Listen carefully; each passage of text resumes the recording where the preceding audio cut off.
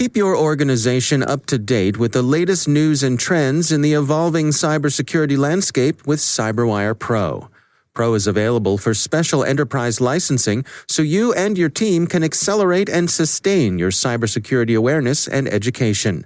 Leading organizations from intelligence agencies to Fortune 10 companies rely on the CyberWire to keep their staff and leaders informed. We've got great discounts for government, commercial teams, and academia too. To learn more, visit thecyberwire.com/pro and click on the Contact Us link in the Enterprise box. That's thecyberwire.com/pro and then click Contact Us in the Enterprise box. And now, a message from our sponsor, CyberReason. Cybersecurity defenders don't fear ransomware, they end it. With CyberReason, defenders detect and stop ransomware that even others miss, a promise backed by their $1 million breach warranty. At CyberReason, they don't fear ransomware, they end it. Learn more at cyberreason.com.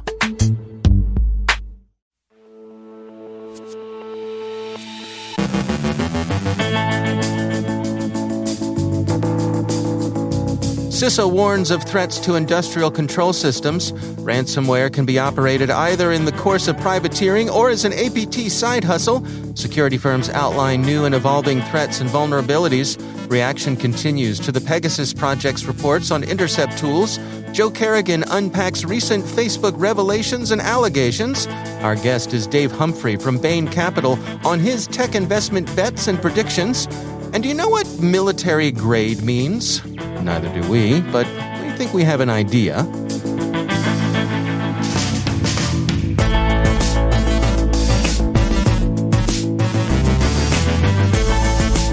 From the CyberWire studios at Data Tribe, I'm Dave Bittner with your CyberWire summary for Wednesday, July 21st, 2021.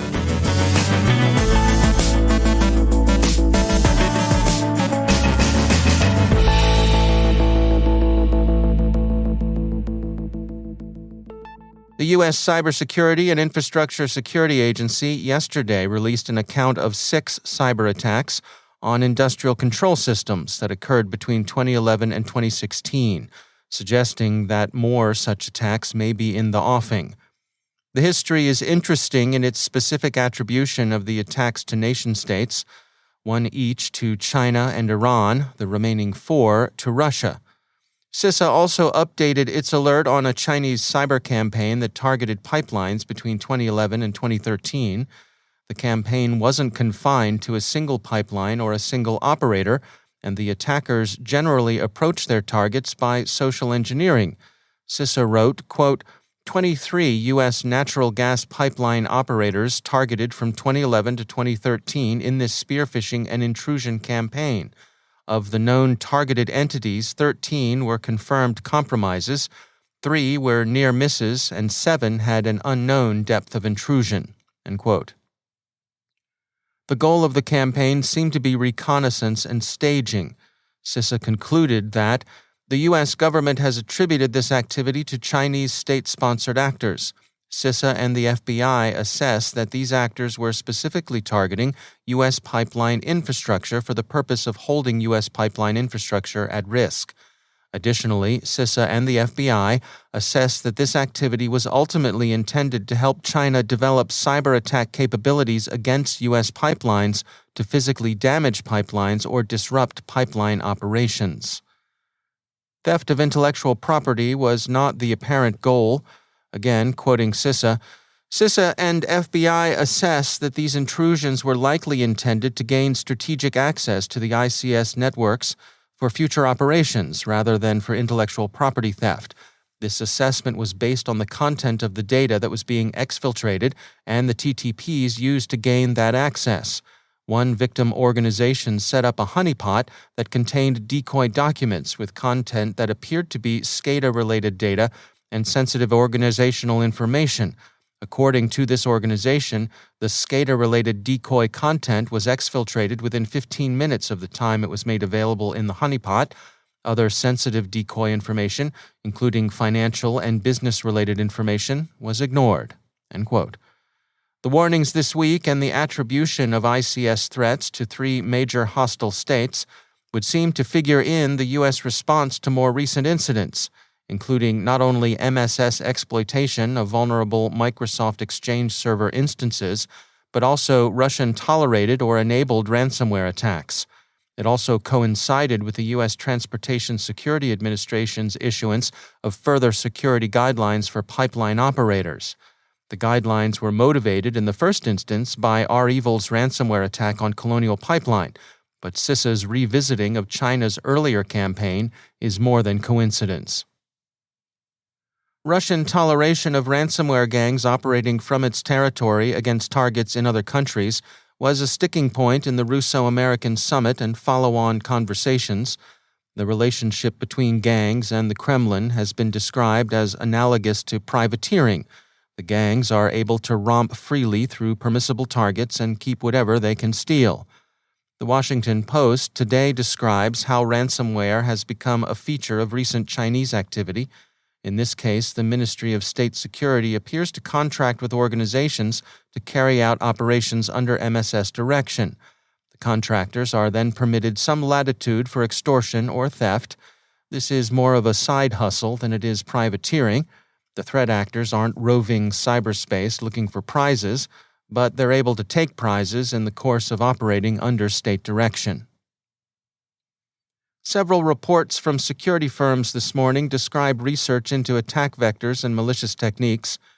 Intezer describes its detection of a new attack vector hitting Kubernetes clusters through misconfigured Argo workflows instances. Again, it's the configuration. Zscaler looks at Joker malware and outlines some of the techniques its operators have used to insinuate their code into apps that make it into the Google Play Store, and from there infect victims who install the malicious apps. The techniques include URL shorteners, string obfuscation key changes, and abusing the notification process. Joker steals sensitive information from infected devices and typically enrolls users in expensive and unwanted services. Reversing Labs describes how an NPM package can be used to introduce vulnerabilities into software supply chains. They've found one NPM package that's being used to steal credentials stolen in Chrome browsers. Bitdefender has seen a spike in the wild of a new malware strain, Mosaic Loader, a downloader that can deliver a range of payloads to victims. Mosaic Loader propagates by advertising and representing itself as cracked software. Its victims are typically would-be users of pirated software. This should give everyone an incentive to resist the temptation to download stuff they shouldn't download. It's unlikely it will amount to a virtual free lunch. Investigation into the Pegasus intercept tool continues, with the Guardian's account of alleged corrupt abuse of surveillance tools. While much of the attention NSO Group has drawn has centered on its sale of Pegasus to repressive regimes, there are other problems with the tool's dissemination. In the case of at least one journalist murdered in Mexico, apparently by a drug cartel, The Guardian suggests that the intercept tool could have been delivered to the cartel by corrupt law enforcement officials who had access to it in the course of their duties. Reaction to government use of Pegasus continues to run strongly in many countries. Opposition members of India's parliament protested what the Washington Post quotes them as characterizing as a national security threat posed by the government of Prime Minister Narendra Modi itself, which has been accused of using NSO Group tools to monitor journalists, dissidents, and political opponents. The Post also says that France has opened investigations into reports that French officials were themselves targeted by operators of the intercept tool. Morocco is suspected of running such an operation against French targets, but the North African country's government has denied doing so. And finally, a lot of reporting about cyber incidents lately has referred to military-grade malware, or spyware, or cyber weapons. A lot of the coverage of the Pegasus project has used the expression. We don't want to criticize reporters and editors doing their front page best, but we'd like to point out that military grade is almost invariably a marketing expression. In the case of intercept tools like Pegasus, it means nothing more than effectively used, well-designed, or maybe expensive or sophisticated. But military grade carries a lot of scare value and also a gloss of official-sounding gravitas. But really, there's no such thing as military grade, although we've heard it applied to the sheet metal used in pickup truck beds as well as malware.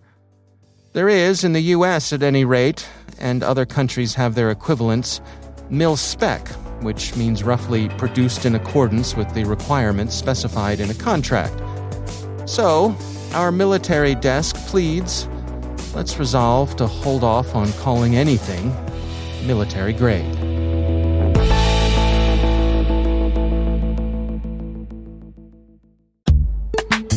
And now, a word from our sponsor, ExtraHop, stopping advanced threats with network detection and response.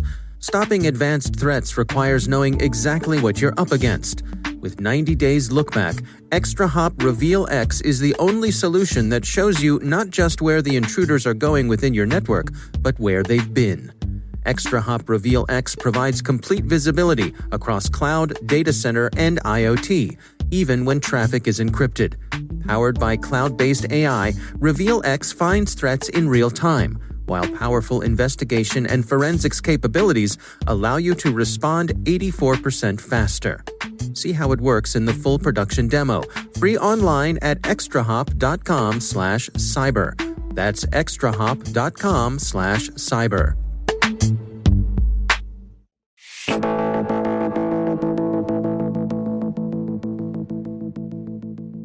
My guest today is Dave Humphrey, co-head of Bain Capital's North American private equity business, where he's responsible for $10 billion in technology portfolio investments.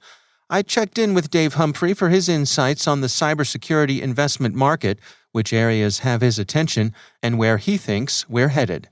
Well, I think it's a fascinating time to be investing in technology and to be investing in cybersecurity broadly. And I think information and identities that are flowing through all of those cloud and on-premises applications. And so we're seeing a lot of growth in just the security markets generally, as there's a lot of growth in the technology markets. But we're also seeing a lot of innovation as new ways of using technology and new methods of deployment or growing methods of deployment are leading to new attack vectors and also therefore leading to new methods of defense. So we think it's an exciting time to be investing in technology writ large, and certainly an exciting time to be investing in the security sector.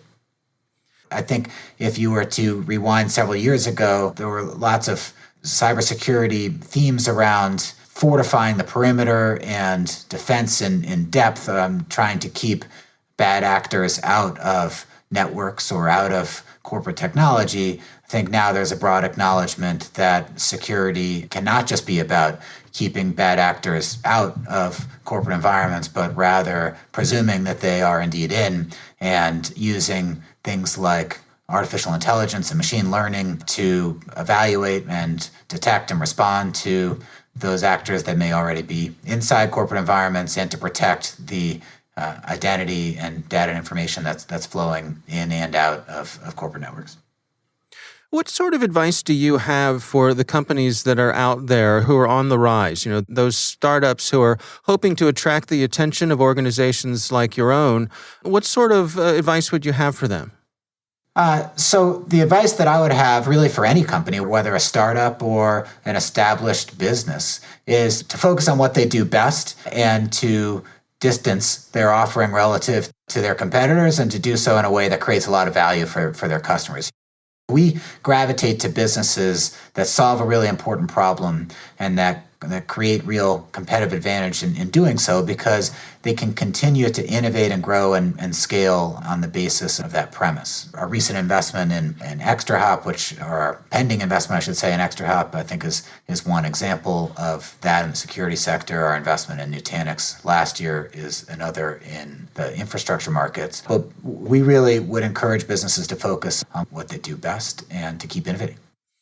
Is your outlook optimistic? Are you looking forward to the next few years here?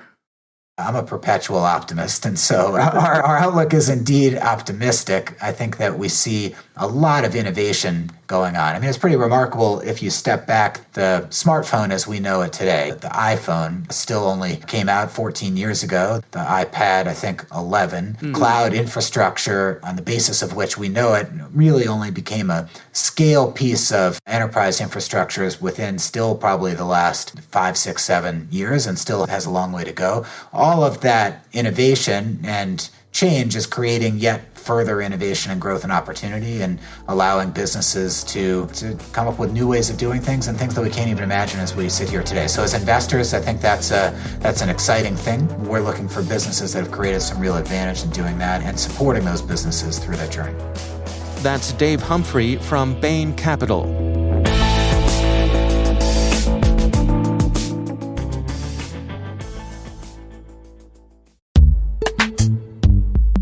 And now a quick word from our sponsor, Dragos. Register for the July 29th MITRE ATT&CK retrospective webinar, when Dragos shares highlights from the recent 5-day simulated ICS attack they participated in. Visit dragos.com/webinars. That's dragos.com/webinars. And we thank Dragos for sponsoring our show.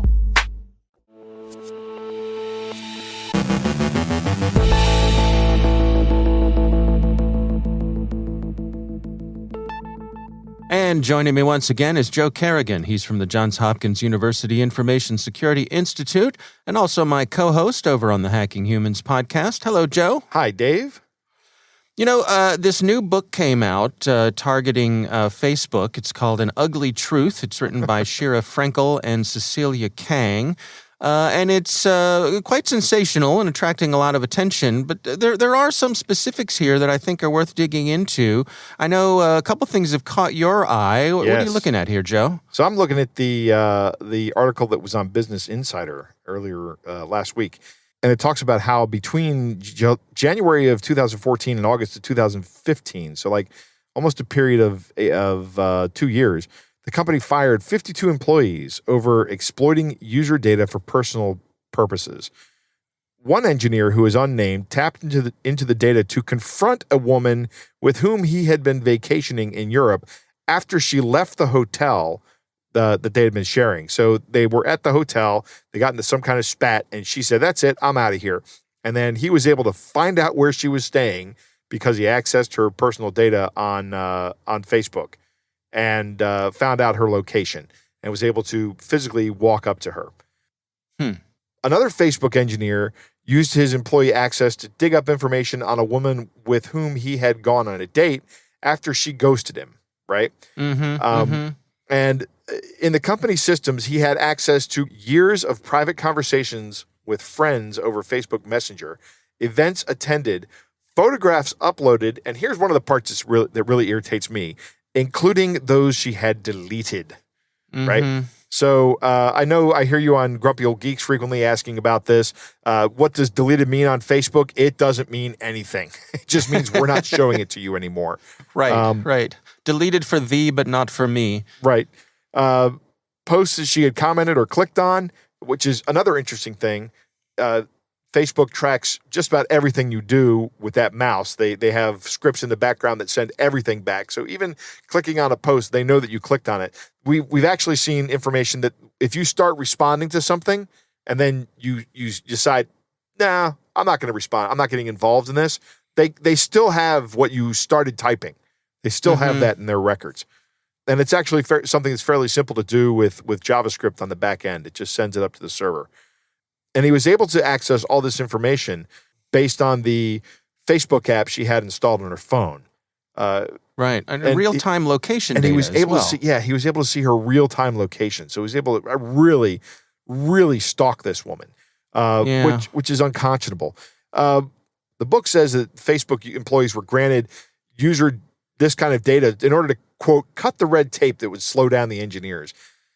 But there was nothing but just honest behavior keeping the employees from accessing things they shouldn't be, from abusing their access. And that is probably good for 98% of the people. But Facebook had at the time 16,000 employees with access to this user data. So do the math on that. It's a lot of bad actors who can just access the information. Now, Facebook says every time we found somebody accessing the information, we promptly fired them whenever they accessed it inappropriately. But how many times did they not catch people inappropriately accessing the information? I'd like to know that.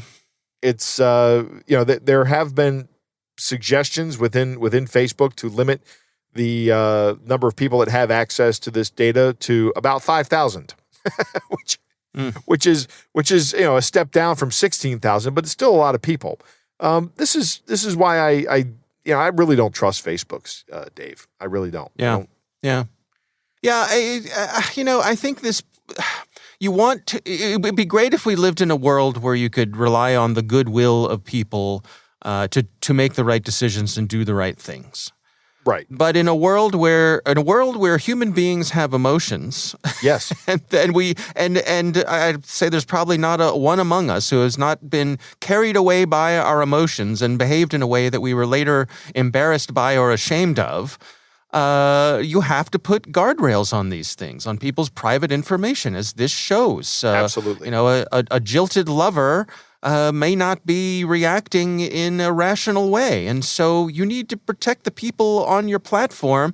And to me, this speaks to a culture, certainly back when this was a problem. I mean, this may be a fixed problem by now. Right. But as this book points out, back in 2015, that was not the case. Facebook was prioritizing, what is the move fast, break things. They were prioritizing their engineers' ability to do the work that they wanted to do over their users' privacy. Right. And if you're a Facebook user, I think you need to take that into consideration, how much you engage with that network, and particularly when you see things like your deleted photos aren't actually deleted.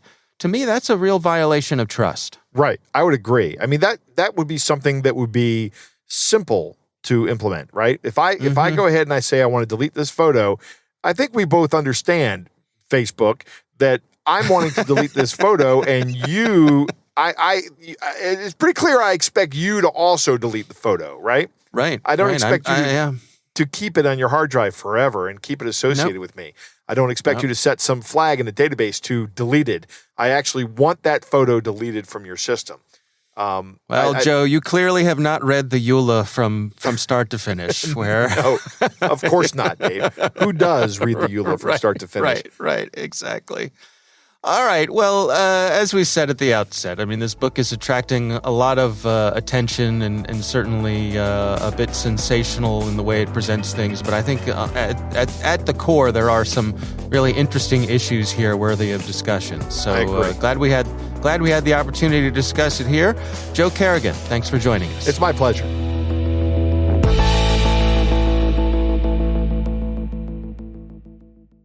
Thanks to all of our sponsors for making the CyberWire possible. If your company would like to reach 250,000 unique listeners every month, send us a note at thecyberwire.com/sponsor.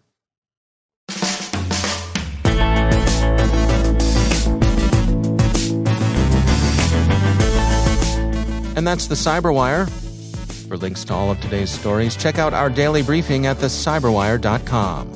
The CyberWire podcast is proudly produced in Maryland out of the startup studios of Data Tribe, where they're co-building the next generation of cybersecurity teams and technologies. Our amazing CyberWire team is Elliot Peltzman, Puru Prakash, Justin Saby, Tim Nodar, Joe Carrigan, Carol Terrio, Ben Yellen, Nick Valecki, the military-grade Gina Johnson, Bennett Moe, Chris Russell, John Petrick, military-grade editor, Jennifer Iben, military-grade CSO Rick Howard, Peter Kilpie, and I'm Dave Bittner, decidedly not military grade. Thanks for listening. We'll see you back here tomorrow.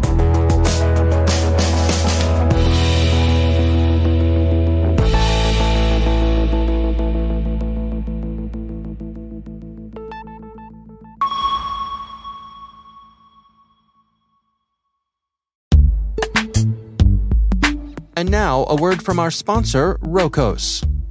VPN is one of the oldest, most stable, and commonly used networking technologies. It securely connects remote sites to increase productivity and allows employees to work from home during times like COVID. However, in today's VPN from all networking companies, there are limitations coming from the use of private IP addresses, or carrier-grade network address translation, also known as CGNAT. Thanks to Rokos's recent patent-pending invention called OmniVPN, these limitations are now gone. Network administrators and remote users can easily connect to any remote location, including cellular and satellite routers, without any limitations coming from ISPs and mobile operators. OmniVPN is a click-and-connect technology which does not require any complex setup. Even companies without an IT department can easily set up OmniVPN in minutes. OmniVPN is available on all Rokos core appliances, which are cloud-managed and provide automatically updated cybersecurity and real-time alerts. For more information, please visit Rokos.com. That's ROQOS.com. And we thank Rokos for sponsoring our show.